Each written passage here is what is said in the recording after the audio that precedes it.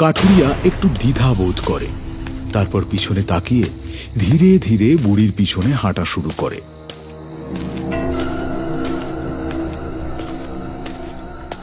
এটা কি আসলেই একটা ঘর নাকি কোনো মায়ার জাল? বুড়ি ঘরের দরজা ঠেলে ভেতরে ঢোকে। কাঠুরিয়াও ধীরে ধীরে ঘরের দিকে পা বাড়ায়। ঘরে ঢুকতেই তার হাঁটু দুটো যেন ক্রমশ ভারী হয়ে আসে, গলার স্বরও জড়িয়ে আসতে থাকে।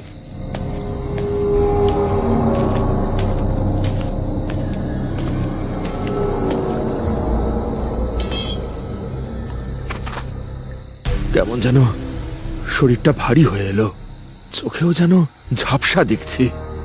কাঠুরিয়া চোখে আঙুল বুলিয়ে চোখের ঝাপসা ভাবটা কাটানোর চেষ্টা করে।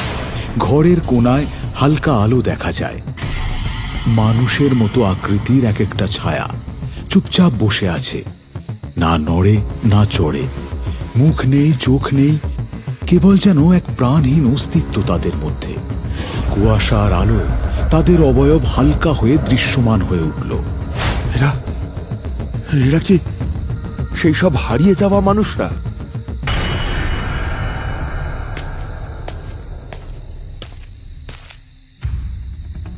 এই নাও, এইটা খাও।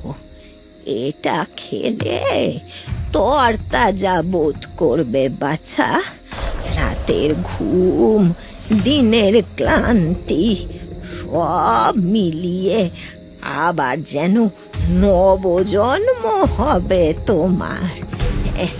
এটা খাও, খাও, এটা খাও। কাঠুরিয়া হাত বাড়ায়, কিন্তু তার চোখে দেখা যায় এক ঝলক বুদ্ধি।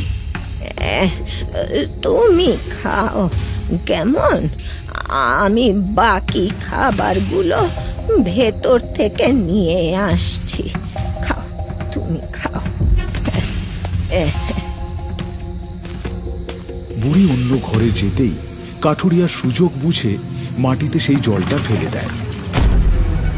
হঠাৎ কাঠুরিয়া ঘরের দেওয়ালের দিকে তাকিয়ে দেখে সেখানে ঝুলছে অদ্ভুত কিছু, মানুষের চোখের মতো ছোট ছোট কাচের গোলক, যেন তাতে বন্দী রয়েছে কারো আত্মা।